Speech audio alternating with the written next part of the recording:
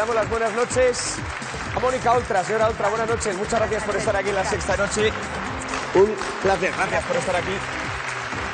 Bueno, también nos acompaña María Llaparde y Hilario Pino. Buenas noches. A los dos, gracias por acompañarnos.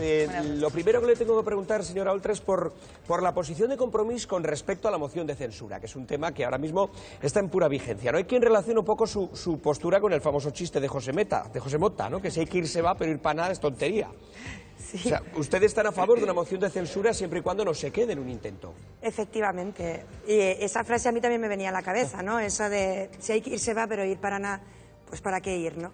La verdad es que nosotros dijimos desde el principio que íbamos a apoyar cualquier iniciativa que desalojara la corrupción del gobierno. Y en este momento, Rajoy, su gobierno y su partido son la corrupción instalada en las instituciones. Por tanto, nosotros desde el primer momento dijimos, vamos a apoyar esa iniciativa, pero también es cierto que hay que poner la mirada un poco más allá de lo que es el regate corto, ¿no? Y ver que una moción de censura que sea una tentativa de moción y no se saque adelante, lo que va a hacer es volver a frustrar a los millones de personas que apostaron por el cambio, tanto en diciembre del 2015 como en junio del 2016. Y por tanto yo creo que hay que dar ese tiempo, esa serenidad, sentarnos a hablar de lo que se trata, y lo que ha dicho Compromís es, oiga, sentémonos a hablar todas las fuerzas políticas del cambio y vamos a ver si hacemos una moción que además salga adelante. Pero le quiero preguntar, ¿usted en caso de que prosperara una moción de censura, le gustaría más con un candidato de Podemos o con un candidato socialista? Hombre, a mí me gustaría con un candidato de Compromís, puestos a elegir, ¿no? A mí me gustaría que fuera Joan Baldoví. A partir de ahí, bueno, pues en un escenario donde hay quien tiene más diputados que otro, pues vamos a un escenario en el que la fuerza política con más diputados y con más votos, pues encabece esa moción de censura. Pero en cualquier caso sí que creo que debería haber un gobierno plural. Esto lo defendimos en junio, lo defendimos en diciembre, lo vamos a seguir defendiendo. Creo que tiene que haber un gobierno plural, mestizo, que también sea reflejo de esa diversidad que ahora mismo hay en el Congreso. A la valenciana, quiere usted decir. A la valenciana. Bueno, vamos a escuchar al portavoz de Marea, después le voy a pedir su opinión al respecto. Adelante.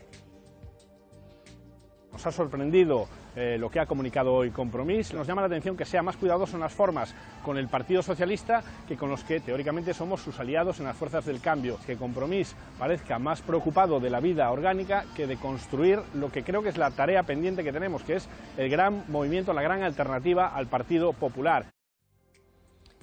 ¿Qué le parece este reproche? Bueno, está en su derecho de reprochar, ¿no? En cualquier caso, precisamente lo que no estamos preocupados es por la vida orgánica, ¿no? Yo creo que ¿qué queremos conseguir? ¿Un anuncio de una moción de censura? ¿Un titular en la prensa? ¿O queremos conseguir que la moción salga adelante? Esta es la cuestión. Claro que son nuestros aliados y hemos ido juntos a las elecciones generales, y además esta propuesta se hace desde el cariño, desde el respeto, tanto a Unidos Podemos como al PSOE. También le pedimos un gesto al PSOE, obviamente, cuando se hizo esta petición y se dijo, oiga, aquí hay que sentarse a hablar, y a unos se les pide que retrasen un poco la moción de censura para dar tiempo y calma, porque la política necesita mucha calma. Hoy en día las noticias son tan intensas como efímeras, y eso no puede ser. Hay que poner calma, hay que escucharse, hay que hablar, hay que transigir, y a partir de ahí, pues eso necesita unos tiempos. ¿Que queremos hacerlo todo muy rápido? Pues igual no nos sale bien. Yo prefiero tener el tiempo y que salga bien. Y se hizo desde el cariño, pero al PSOE también se le pidió un gesto. Y se le dijo, oiga, ustedes tienen que hacer un gesto y decir, queremos desalojar la corrupción del gobierno, queremos desalojar las políticas antisociales del gobierno, queremos rescatar personas y conformar un gobierno plural que ponga en el centro de la política a las personas. ¿Es cierto que Podemos se enteró de la opinión de Compromís con respecto a la moción de censura a través de la prensa? Bueno, es cierto que esto fue una decisión que se tomó en los órganos de Compromís días atrás, antes de las primarias incluso, y es cierto que ahí esto saltó a la prensa antes de lo previsto, ¿no? Pero en cualquier caso, bueno, también todos nos enteramos por la moción de censura de una manera un poco atropellada. Es verdad que Pablo Iglesias me llamó ese día, pero también es verdad que los teletipos ya estaban. A eso me refiero, ¿no? Que va todo tan rápido que a veces no tenemos tiempo de ponerle un poco de serenidad y de sentido común a esto. Nosotros en Valencia utilizamos una expresión que es trellat, que es algo así como sentido común para poder sacar la moción adelante, porque si no vamos a frustrar a millones de personas, vamos a reforzar a un presidente del gobierno que hasta ahora no ha hecho todavía nada, y yo no quiero hacer un intento de moción de censura para que Rajoy se fume un puro. Yo lo que quiero es que la moción de censura salga adelante, y esta es la cuestión. Ahora bien, si se presenta la vamos a apoyar, como dijimos desde el minuto cero, porque ese compromiso nuestro es inquebrantable. Antes de ir con María Ayapar, le quiero preguntar por el presidente valenciano. ¿Habla usted con el señor Ximo Puig? Lo digo porque hoy mismo hemos conocido que no va a participar en el Congreso Socialista. ¿Le nota usted apenado porque no ha ganado su bando en las primarias socialistas? ¿Cómo está? Bueno, hablo mucho con él, ¿no? Es cierto que hablamos más de cuestiones de gobierno que de cuestiones internas de partido, ¿no? Es verdad que ambos estamos muy alejados, ¿no?, de las cuestiones internas de partido. En todo caso, yo le viví en la noche de las primarias, yo le envié unos mensajes. Obviamente a nadie le gusta que su opción no gane, pero él está muy centrado en los temas de gobierno y ahora pues va a estar más centrado todavía en los temas de gobierno, y las cuestiones de partido creo que se las va a dejar a otra gente. ¿No teme por su futuro, teniendo en cuenta que ha ganado No. otra opción dentro del Partido Socialista? No, porque nosotros desde un primer momento, y ahí Compromís siempre ha dejado claro que nosotros vamos a blindar la estabilidad del gobierno, mientras el Pacto del Botánico, que es nuestro acuerdo de gobierno, que tenemos a tres bandas, Podemos, Compromís y el PSOE, mientras ese pacto se siga cumpliendo y esa hoja de ruta se siga cumpliendo, el Pacto del Botánico está a prueba de bombas y el presidente es incuestionable. Lo que haga el secretario general del PSPB-PSOE es una cosa, pero el presidente de la Generalitat está al margen de estas tribulaciones. María, adelante. ¿Qué tal? Buenas noches, señora Oltra. A la vista de que la moción de censura no va a prosperar, ¿quién cree usted que saldrá más tocado? ¿Podemos y Pablo Iglesias o Mariano Rajoy y el Partido Popular? Bueno, yo creo que lo relevante aquí, volvemos a lo mismo, porque yo no me interesa tanto qué pasa dentro de los partidos. Yo creo que en la política hay demasiado partidismo y poca política, sino qué pasa con los millones de personas que están esperando que gestionemos su voto. A mí, ¿qué me preocupa? Que los que van a salir más tocados son los millones de personas que votaron por el cambio, que han visto cómo no se ha conformado un gobierno de cambio, que han visto que como por el camino se derroca al posible candidato a la presidencia del gobierno, aunque luego pues las primarias lo han vuelto a colocar en el lugar donde lo derrocaron, y que han visto que todavía no hay un imaginario dentro del Congreso de los Diputados que haga que propuestas emancipatorias, propuestas que reviertan los recortes, propuestas en el sentido de que el copago farmacéutico se elimine, que se derogue el Real Decreto que recortó la dependencia, que esas propuestas no estén saliendo adelante en el Congreso de los Diputados. Empecemos por la política y dejémonos de partidismo. ¿Quién saldrá más tocado, si Podemos o el Partido Popular? A mí eso me interesa poco. A mí lo que me interesa es que lo que no tiene que salir tocada es la gente. Y ya la estamos tocando bastante, porque lo que tenemos es que gestionar su voto con responsabilidad. Entonces, ¿cree que Pablo Iglesias está generando frustración entre sus votantes por el hecho de que la moción de censura no salga adelante? No, yo creo que es una cuestión colectiva. Y yo creo que también se es muy severo a la hora de juzgar a Pablo Iglesias. Yo creo que es una cuestión colectiva. Aquí no se pudo conformar gobierno y quien mayor responsabilidad tenía en su momento de formarlo fue el PSOE, que tenía el encargo del jefe de Estado para formar gobierno en la primera ronda, ¿no? Aquí no se pudo formar gobierno y esto fue una cuestión colectiva, pero siempre hay quien tiene más responsabilidad que otra. En cualquier caso, yo no creo que esto sea una cuestión de un solo elemento. Es una cuestión, y por eso nosotros estamos proponiendo, oiga, calma, serenidad, sentémonos a hablar y saquemos esto adelante. Creo que no le desvelo nada nuevo si le digo que a Unidos Podemos su propuesta pues les ha irritado. Creen que ustedes han ido a hacer daño, a acaparar titulares, y que no tiene mucho sentido proponer algo así si apoyan los argumentos de la moción y además van a votar a favor. ¿Por qué lo ha hecho usted? ¿Por qué no ha hablado antes con ellos? ¿Comparte alguna de estas opiniones que salen de la cúpula de Unidos Podemos? Bueno, si ellos creen que esto se ha hecho para hacer daño, de verdad que cambien de opinión, porque no es así. Al contrario, se ha hecho para que la moción pueda salir adelante y podamos salir todos reforzados. Y se ha hecho desde el respeto y desde el cariño y desde la alianza que tenemos, ¿eh? De la misma manera que nosotros respetamos los tiempos internos y los anuncios que hacen ellos o que hacen otros partidos, ¿vale? Y se ha hecho desde el cariño, desde el respeto y desde la generosidad, porque en realidad lo que queremos es que esto salga adelante. Y en cualquier caso se ha hecho y se ha dicho, oiga, pero si usted la presenta, la vamos a apoyar. Luego, yo creo que la lealtad está fuera de toda duda, y si se han enfadado, bueno, pues ya se les pasará, ¿no? ¿Estamos ante la primera gran crisis entre Compromís y Unidos Podemos? No es ninguna crisis, al contrario, estamos remando en la misma dirección, y la dirección es desalojar la corrupción y las políticas antipersonas del Gobierno de España. Adelante, Hilario. Sí, buenas noches, señora Oltra. Buenas noches. Le quería preguntar si ha hablado usted en las últimas horas o en los últimos días con Pablo Iglesias, si no se ha planteado llamarle para pedirle disculpas en vista de que se han sentido todos molestos y si cree que tiene alguna razón efectivamente para sentirse así.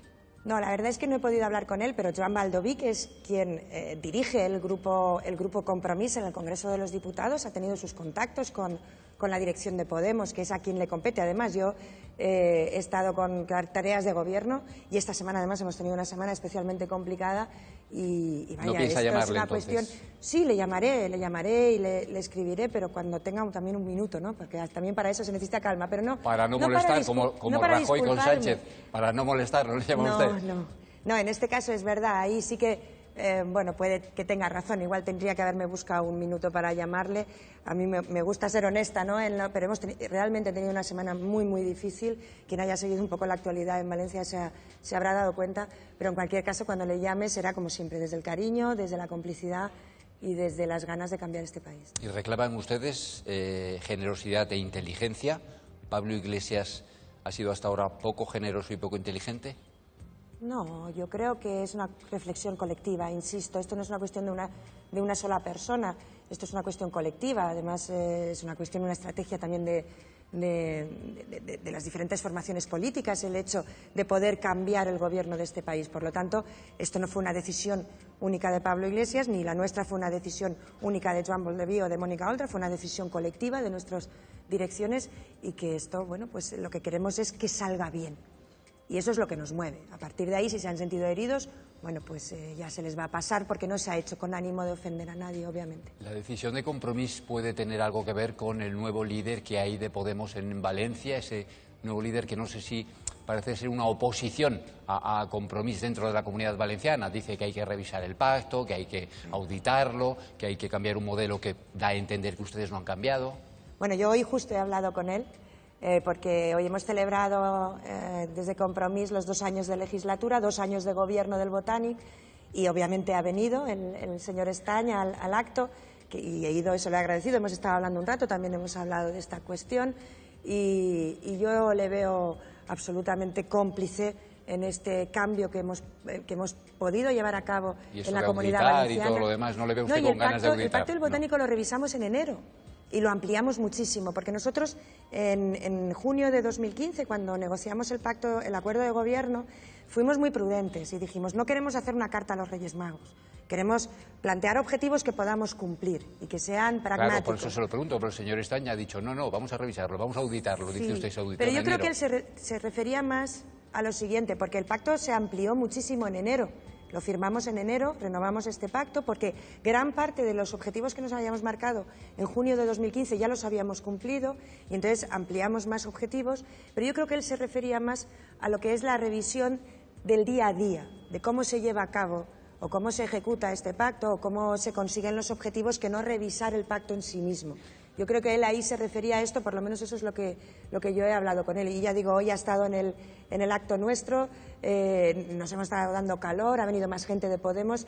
La verdad es que la relación es muy cotidiana. Solo una cosa más, si me permite decir, Iñaki. Piden ustedes un gesto al PSOE. No sé si nos puede concretar un poco más. ¿Qué tipo de gesto? ¿Qué debe hacer el Partido Socialista? Pues para empezar tiene que demostrar que tiene ganas de cambiar el gobierno de España y de desalojar la corrupción y las políticas antisociales del poder. ¿Y eso cómo se hace? Eso se hace haciendo evidente que vamos a desalojar este tipo de política dañina para las personas de los gobiernos y que se va a intentar sentar en una mesa a las fuerzas políticas que pueden promover este cambio. Y hablando del gobierno, vamos a hablar precisamente del presidente del mismo, que tendrá que ir a declarar como testigo en un juicio relacionado con la corrupción, será a final de mes, y el Partido Popular ha solicitado que sea por videoconferencia, no de forma presencial. Se aducen razones de seguridad y de ahorro, a pesar de 10 kilómetros aproximadamente entre donde tendría que declarar de la Audiencia Nacional y Moncloa. ¿Qué le parece a usted que lo haga por videoconferencia? Bueno, se acostumbraron al plasma, ¿no? Y es una manera de no dar la cara, es una manera de dificultar los interrogatorios. Y lo del ahorro, la verdad es que me parece una burla. Podían haberse ahorrado mucho dinero si hubieran dejado de robar. La verdad es que podíamos haber ahorrado mucho dinero a los ciudadanos y ciudadanas si no hubieran robado tanto. En cualquier caso de corrupción que hay en Madrid o en Valencia o en otros territorios ligado al Partido Popular, se ha robado tantísimo dinero que el señor Rajoy podía haber ido millones de veces a declarar y aún nos sobraría dinero. En la moción de censura no estará presente. Por cierto, va a ser el martes y 13 del mes próximo. Pero él asegura no darle mayor importancia a esa moción de censura y no estar allí, en el hemiciclo. Bueno, a mí me parece una falta de respeto al Parlamento y es una falta de respeto a la democracia y es una falta de respeto a los ciudadanos. Porque un presidente del Gobierno al que se le plantea una moción de censura, su obligación es estar ese día en el Congreso. Le guste o no le guste, pero su obligación es estar ahí y no burlarse de la democracia como él está haciendo. Vamos a escuchar precisamente cuáles son las razones del presidente para no estar presente en el Congreso el día de la moción de censura. Yo replicar, no, yo nunca le replico a nadie. ¿Qué ha dicho? Él no da réplica a nadie. Ah, claro, porque él se ve que está por encima del bien y del mal, se ve que tampoco se ha enterado todavía, que no tiene mayoría absoluta, y por eso nosotros lo que estábamos planteando es que había que apretar un pelín más las tuercas, porque este señor está demasiado cómodo y se está fumando demasiados puros a costa de todos nosotros. Tal vez tenga que ver con su entrevista en la revista Tiempo, donde asegura que está en su mejor momento. ¿La ha leído? No, todavía no la he leído, la tengo ahí pendiente, pero en cualquier caso, si él está en su mejor momento, este país está muy mal. Vamos a ir con una nueva ronda de María Yapar y Hilario Pina. Adelante. Esta semana se van a aprobar en el Congreso de los Diputados los presupuestos generales de Estado. Es el proyecto de ley más importante, el que le da más estabilidad a Mariano Rajoy para mantenerse en la Moncloa. A usted, a la Comunidad Valenciana, es usted vicepresidenta, ¿le conviene que estos presupuestos generales salgan adelante? ¿Es bueno para las comunidades autónomas? Bueno, no es bueno para las comunidades autónomas y, desde luego, es pésimo para la Comunidad Valenciana. La Comunidad Valenciana es la comunidad que menos inversiones tiene en el proyecto de presupuestos, 119 euros por habitante. Hay otras comunidades autónomas que nos triplican en inversiones, ¿vale? Galicia, Castilla-León, etcétera, ¿no? Castilla-León tiene más de 400 euros por habitante, la Comunidad Valenciana 119. Y yo me pregunto, ¿por qué? ¿Qué hemos hecho los valencianos para que se nos castigue de esta manera? Porque no solo es que seamos los últimos, porque alguien tiene que ser el último, sino las diferencias entre unas comunidades y otras. Porque hay comunidades que tienen casi 4 veces más inversiones por habitante que los valencianos y valencianas. Esto es algo que tienen que explicar, porque es arbitrario y porque es injusto. Porque yo entendería, por ejemplo, imagínense que hay un territorio donde ha habido un terremoto, una catástrofe natural, que ha habido cientos de municipios destrozados. Bueno, pues si ese año en el presupuesto del Estado pues hay consignado el doble que en otras comunidades autónomas, se entiende, es objetivo. Y todas diríamos, oiga, solidaridad con este territorio.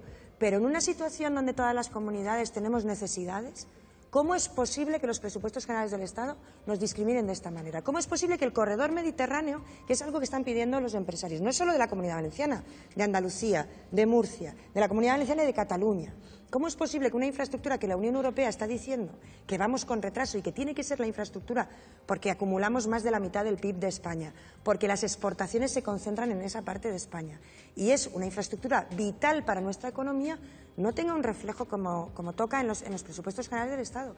Son muy perjudiciales para los valencianos. Rajoy en parte va a sacar los presupuestos gracias al voto a favor del Partido Nacionalista Vasco después de haber hecho un importantísimo acuerdo económico con el Gobierno vasco. ¿Siente usted envidia de ese acuerdo económico? ¿Sienten que ese acuerdo genera agravio a otras comunidades autónomas? Sí, más que envidia, porque esto no es una cuestión de envidias, es una cuestión de indignación.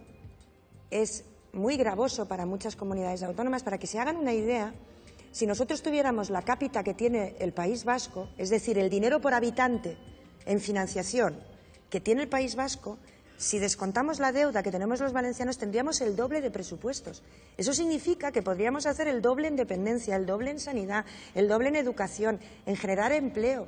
Eso es injusto. ¿Cómo es posible que para aprobar unos presupuestos, para un interés partidista del Partido Popular, que no tiene bastantes votos para sacarlos adelante, se coja un territorio y se le dice, toma, un carro de dinero para vosotros y me votáis los presupuestos? Así se rompe España.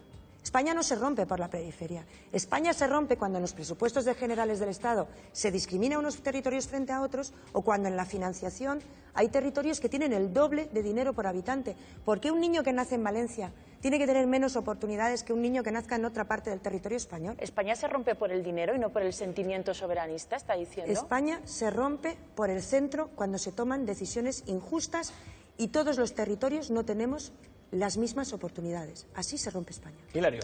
Sí, por seguir con el mismo tema, al ver lo que logra Canarias, al ver lo que logra Euskadi con esos acuerdos con Nueva Canarias y con el PNV, no sé si se le viene a la cabeza aquella expresión de Susana Díaz cuando se refería a la izquierda inútil. Bueno, yo la verdad es que aquella expresión me parece muy desafortunada, en boca además de una presidenta de una comunidad autónoma, porque nosotros hemos Quiero decir conseguido... que al final hay partidos que consiguen cosas para su comunidad. Bueno, yo es que me parece que no es tanto una cuestión de partidos, sino es una manera muy perversa de manejar el dinero de todos los españoles. A mí no me parece bien que la financiación o los presupuestos se decidan en función de cómo se tapa la boca a la gente, sino que se tienen que decidir en un marco común y con justicia. Porque si no, ¿esto qué es al final? La ley de la selva, cada uno vamos y rapiñamos lo que podamos. Tendremos que sentarnos y decir, oiga, aquí los ciudadanos y ciudadanas en el Estado español tenemos que tener más o menos las mismas posibilidades, el mismo dinero para garantizar los derechos básicos, el mismo dinero para poder generar empleo, para poder generar riqueza. Esto no es una cuestión de decir, vale, esto para mí, aparte de que pactar con el Partido Popular, bueno, con el pacto con Ciudadanos, ya Maillo salió a decir que no lo iban a cumplir, porque como eran lentejas, que si no, no les votaban, que ellos habían dicho que sí, pero que luego no lo iban a cumplir. Ya me explicará usted cómo se pacta con un partido que dice que ellos pactan porque no tienen más remedio, pero que después no cumplen los pactos. Pues hombre, la verdad es que a mí sentarme a la mesa con alguien que me roba la cartera, pues no me hace mucha gracia. Bueno, vamos a centrarnos en la vida política valenciana de esta semana. Usted decía que tiene una semana especialmente intensa. Supongo que tendrá que ver también con el tema de los centros de menores, que han sido investigados y que muchos de ellos van incluso a cerrar porque están en condiciones prácticamente infrahumanas, estos jóvenes. Incluso se habla de explotación sexual en alguno de estos centros de menores. Por cierto, algunos son públicos, otros concertados. Quienes rigen en estos centros concertados aseguran que van a llevar a cabo alguna denuncia contra la Generalitat Valenciana. Vamos a conocer los detalles. Andrea. Sí, denuncia además contra Mónica Oltra. Bueno, van a ver aquí las imágenes, poca comida, encima caducada, colchones en el suelo, también lo tienen aquí para dormir algunos niños, y hasta presuntos casos de abusos sexuales. Esta es la situación que se han encontrado en al menos 2 centros de menores de la Comunidad Valenciana en las últimas semanas. Uno de ellos es este centro que van a ver, el Centro de Recepción de Menores de Montolivete, un centro público, es decir, un centro tutelado por la Generalitat Valenciana. El Govern lo cerrará el próximo mes de junio porque incumple los requisitos de habitabilidad. Llegó a tener 120 chavales en sus instalaciones cuando su capacidad era para 54. Y lo que muchos se preguntan, ¿cómo se ha llegado a esa situación que han visto? ¿Por qué no se cerró antes ese centro? Mónica Oltra ha echado la culpa a la gestión del Partido Popular. Denuncia que apenas ha habido inspecciones en estos años de gobierno y que, por ejemplo, de los 20 inspectores que marca la ley, solo había 7. Esta era la ensalada que se troben els inspectors. Vostè se menjaria això? Jo tampoc. Pero en cap cas li ho donaria als meus fills. Ya sabemos que Mónica Oltra es una experta en el enredo y en el engaño. Y lo que ha ido hoy con carita de no romper un plato a denunciar en los platos de televisión es básicamente todo mentira. Bueno, ahí se referían a otro centro, al centro concertado La Resurrección de Segorbe de Castellón, dirigido por una organización religiosa. Aquí los jóvenes también comían comida caducada y hay indicios de maltrato, según el ejecutivo de Mónica Oltra. La inspección, por cierto, detectó castigos físicos con duchas de agua fría, por ejemplo, en los meses de invierno. La Generalitat ya ha trasladado a 18 menores a otros centros. Y ese centro, por cierto, niega la versión del gobierno valenciano, niega los presuntos malos tratos y anuncian denuncias contra el gobierno valenciano y contra ella, contra Mónica Oltra. Muy buenas noches. ¿Se ha puesto en contacto con usted ya para decirle, bueno, que se van a querellar contra ustedes porque dicen que mienten? Bueno, ellas pueden decir lo que quieran, pero ahí están los documentos. Quiero decir, hay 2 inspectores que son funcionarios públicos que cuando van al centro, bueno, en el libro donde se apuntan todas las incidencias que pasan con los chavales diariamente, se encuentran anotadas efectivamente duchas de agua fría. La propia directora del centro lo que dice es que no son de agua fría, que son a 15 grados, luego ella lo corrobora. A los niños se les lleva a mendigar a un supermercado, a por comida semicaducada o caducada.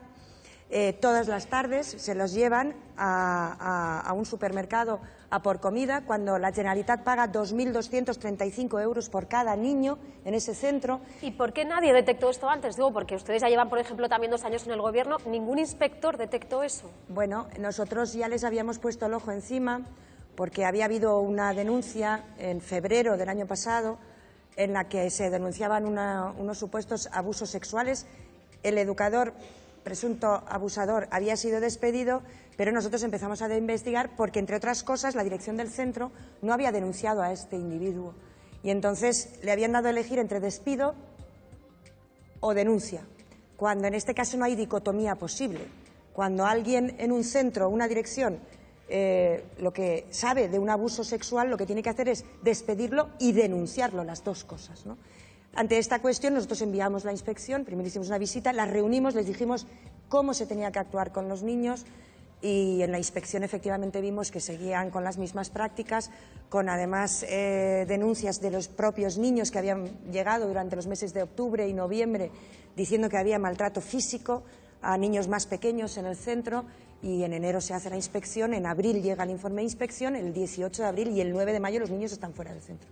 Quedaron vacíos muchos de esos centros, ¿no? No, muchos no. Vamos a ver, Monteolivete es un centro que es el que se ha hecho referencia con las imágenes, que era un centro de recepción que efectivamente llegó a tener 120 niños cuando tenía una capacidad para 56. Nosotros cuando llegamos al gobierno lo que empezamos a hacer es desmasificarlo. En este momento hay 38 niños y a final de junio no quedará nadie para poder hacer una reforma integral de ese centro, que son años de abandono de ese centro, y además los trabajadores y trabajadoras habían puesto de relieve esta cuestión y nosotros llevamos tiempo ya en contacto con la plantilla y con la plantilla de trabajadores y con los sindicatos. La diferencia entre Monteolivete y Segorbe es que en Monteolivete, bueno, había en todo caso unas instalaciones que son mejorables, un desconchado en el suelo se puede grabar y queda feo, pero la diferencia es que en Segorbe los desconchados se hacían en el alma de los niños y esto es más difícilmente fotografiable y además queda para toda la vida. Vamos a ir con una noticia de última hora. Apenas acaba de ocurrir hace unos minutos. Hoy se estaba celebrando la final de Copa entre el Deportivo Alavés y el Fútbol Club Barcelona y antes del partido ha ocurrido lo siguiente, después de que sonara el himno de España.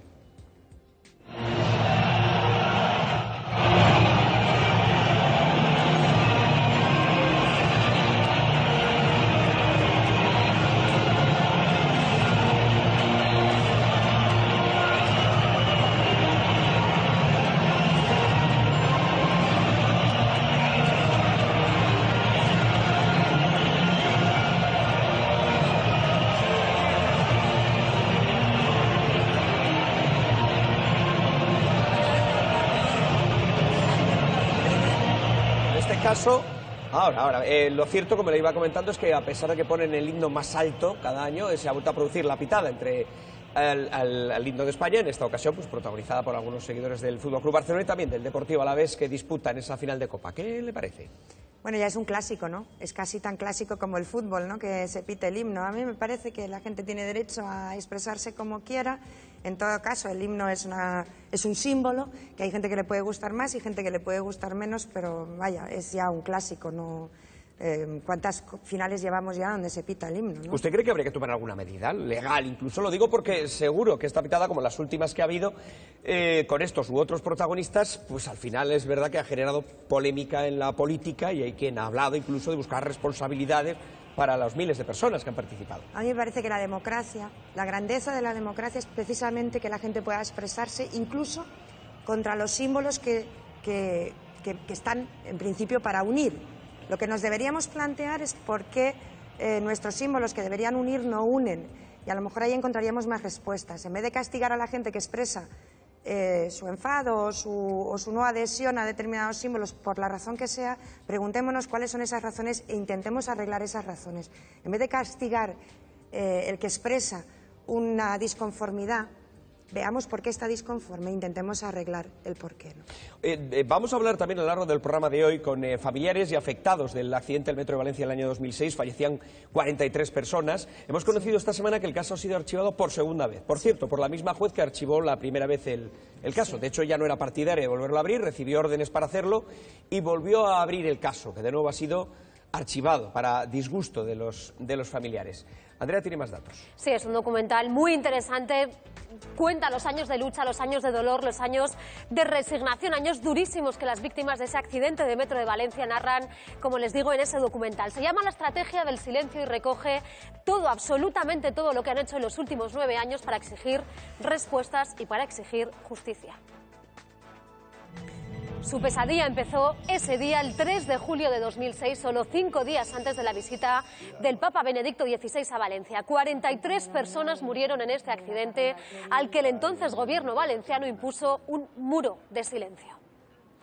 Parecía una causa perdida, pero los familiares han luchado hasta la extenuación, podemos decir, para desmontar la verdad, para desmontar esa versión oficial. Esa versión siempre ha dicho que el accidente fue fortuito, imprevisible, algo que jamás se han creído. El presidente Camps habían ido a un entierro en Torrent, de mi hermana, y habían llorado mucho en el camino de vuelta. Lloraría estoy yo, que lo hago muy bien. Lo que quiero es que me des respuestas y que asumas tu responsabilidad, ¿no? El presidente de la Generalitat té que estar para tot. És un covard. Igual todo aquello se cerró en falso, igual... Pues no la se ha versión hecho y la voz de los familiares ha sonado, por cierto, con más fuerza que nunca también tras este reportaje de Salvado, reportaje que puso en evidencias las lagunas en la investigación. Justo esta semana, por cierto, la jueza Nieves Molina ha archivado la investigación al no apreciar, dice, responsabilidad penal. La magistrada lo reabrió en el año 2014 contra su criterio, pero así se le ordenó la audiencia de Valencia y ahora vuelven a darle carpetazo. Señora Oltra, ¿qué le parece esto? Bueno, este es un episodio muy doloroso, ¿no? Estas son de esas heridas que quedan en una sociedad y que casi son para siempre. Nosotros ya hemos presentado el proyecto de ley de seguridad ferroviaria, que tiene mucho que ver, obviamente, con esta herida.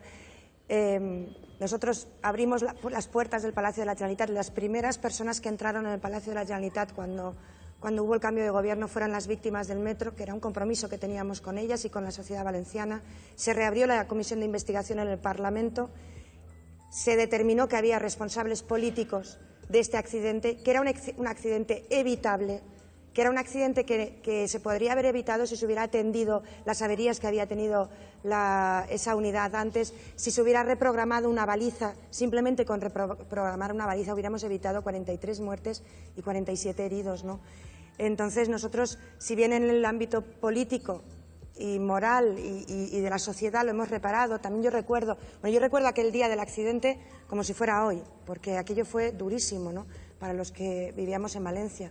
Recuerdo también precisamente el reportaje de Jordi Évole, ¿no?, porque a partir de ese momento pasamos de ser unos cuantos en la plaza.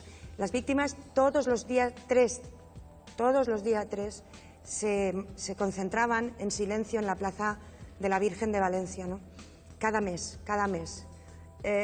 Y después del reportaje de Jordi Évole, la plaza estaba a reventar el día 3 siguiente, ¿no? Y ahí empezó también un poco un despertar de la sociedad valenciana, de darse cuenta que había mucha gente que había sufrido y que había mucho que reparar. Y la plaza siempre estuvo llena, ¿no? Y en la última concentración yo me acuerdo, bueno, es que me pongo los pelos de punta, no puedo con esto, ¿no? El último 3 de julio que fue, se inauguró un monumento que es un recordatorio, que son 43 relojes parados a la 1:05, que fue la hora del accidente. Pues ya las víctimas decidieron también no volver a la plaza porque se había dado una respuesta en lo político, pero yo creo que hay que dar una respuesta también en lo judicial. No puede ser que nadie tenga responsabilidad penal por este accidente que era evitable y que luego además se intentó tapar, se destruyeron pruebas y se intentó incluso amedrentar a las víctimas o directamente ofrecerles trabajo para sus hijos a cambio de no denunciar. Yo creo que esto fue una ignominia. El señor Cotino, ese que ha salido ahora ahí en las imágenes, que ahora está imputado también, obviamente, por el tema de Gürtel y por la corrupción, yo creo que ha escrito uno de los episodios más negros de nuestra historia y que tenemos que reparar entre todos. Beatriz Garrote está con nosotros esta noche. Muy buenas noches, señora Garrote. Hola, buenas noches. Hola, Beatriz, buenas noches. Muchas gracias por atendernos en La Sexta Noche. Lo primero que le quiero preguntar es una de las cuestiones que apuntaba Mónica Oltra hoy aquí con nosotros, que se quiso comprar su silencio, se les quiso amedrentar para que no siguieran ustedes insistiendo en una búsqueda de culpables del accidente del metro de Valencia. Bueno, la estrategia que siguió el gobierno valenciano con los familiares fue en muy poco tiempo querer resolverlo todo, ¿no? Hicieron una comisión parlamentaria que se solventó enseguida diciendo que no había ningún tipo de responsabilidad. Se subieron las indemnizaciones iniciales a una cantidad superior con el ánimo de que esa reivindicación las víctimas estuvieran satisfechas, y se fue también casa por casa de los diferentes afectados, sabiendo muy bien cuál era la situación de cada una de las familias, qué miembros estaban en paro, qué miembros, o sea, qué es lo que habían estudiado, ofreciendo pues trabajos muy concretos y para esas personas, ¿no? Y no era evidentemente una propuesta clara de yo te doy ese trabajo a cambio de, ¿no? Pero sí que te decían, por una parte, pues lo que necesites, un trabajo, aquí estamos para ayudar. Oye, y con el juicio, ¿qué vas a hacer? ¿Te vas a presentar? Era como una especie, las víctimas lo que sentimos fue una especie de intimidación, ¿no? Era un poco extraño también que en el caso de las familias de Torrent la mayoría fueron visitadas por entonces señor Cotino, que era una persona, pues no sé, con mucho peso en ese entonces, y bueno, pues es una situación que no es transparente y no es una gestión, no sé, ecuánime para el tratamiento que merecemos, ¿no? Y casa por casa fue algo, la verdad, bastante lamentable, pero yo creo que fue algo más dentro de toda la estrategia del silencio que se elaboró por parte del Gobierno valenciano para tapar el accidente del metro, ¿no? Igual que luego vino el cambio de la estación, del nombre de la estación para borrarla del recuerdo, igual que se seguía diciendo que debían de callar las voces de la Asociación de Víctimas en la radio televisión pública. Fue toda una maraña que se tejió para que no se conociera que los afectados estábamos reclamando responsabilidades por el accidente. Pero no solo había estas amenazas veladas, Beatriz, creo que también se trataba de aleccionar, como vamos a ver en las siguientes imágenes, a los trabajadores del Metro de Valencia para que declararan todos lo mismo durante el juicio. Vamos a escucharlo. Contrató una empresa de consultoría para asesorar, adoctrinar e inculcar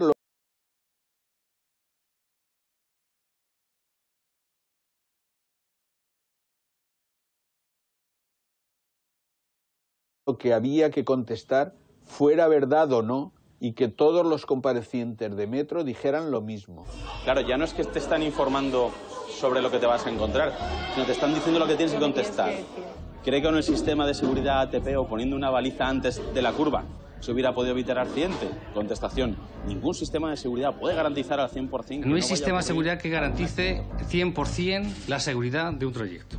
El FAB es un sistema totalmente seguro para línea 1, porque la línea 1 es una línea segura. Si hubiera preguntas, explicar el caso del Metro de París del año 2000.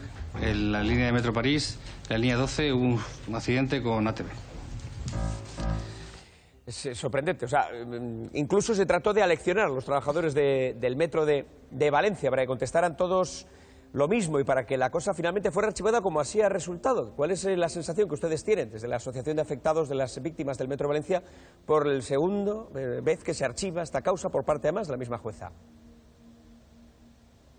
Bueno, pues es muy lamentable porque para nosotros es muy importante que en el ámbito judicial también se puedan depurar las responsabilidades. Vemos cómo en este caso, además, la jueza no encuentra motivo en la falta de medidas de seguridad, en que no haya habido una evaluación de riesgos, algo que es totalmente contra la legalidad, contra la Ley de Prevención de Riesgos Laborales. Y además, en el caso, por ejemplo, del accidente de Santiago, que tiene muchos paralelismos con el nuestro, sí que hay un imputado, está imputado el directivo de seguridad de Adif, precisamente por no realizar una evaluación de riesgos. Sin embargo, lo que vemos es que la jueza del Metro, su criterio es totalmente distinto y para ella el único responsable es el conductor, alguien que debería ser el último eslabón en la cadena de responsabilidades, alguien evidentemente que tiene que estar previsto que no haya, o sea, que se pueda descuidar, que pueda incluso tener una negligencia al conductor, pero que puede despistarse, que puede sufrir un mareo. Debería haber una medida de seguridad que pueda, digamos, corregir ese fallo humano. Pues la jueza Nieves Molina, la que instruye en nuestro caso, entiende que esa responsabilidad no existe, ¿no? Vemos que desde un principio su único culpable posible ha sido el conductor. Ya os digo, para nosotros es evidente que es el último eslabón y que antes había muchas decisiones que tienen que asegurar que hay una medida de seguridad. Así pues, mañana habrá un especial para conocer todos los detalles en La Sexta a partir de las 10:30 de la noche. Beatriz Garrote, muchísimas gracias por habernos atendido La Sexta Noche. Un abrazo. Suerte. Sí. Gracias. Señora Oltra, ya para acabar también nuestra entrevista, le quiero preguntar si usted cree que va a acabar, mejor dicho, Mariano Rajoy, la legislatura, la actual legislatura, ¿la acabará íntegra? ¿Los 4 años? Yo espero que no. ¿Y qué cree que pasará? ¿Qué moción de censura? ¿Llegará Pedro Sánchez con renovados bríos en este segundo advenimiento y, en fin, llevará adelante una moción de censura exitosa? ¿Qué es lo que va a pasar? Bola de cristal todavía no tengo, pero desde luego lo que sí que sé es que desde Compromís vamos a apretar para que no acabe la legislatura. Eso sí que está claro. Bueno, señora Oltra, muchas gracias por venir a La Sexta Noche y contestarnos todas nuestras preguntas. Muchas gracias, chicos.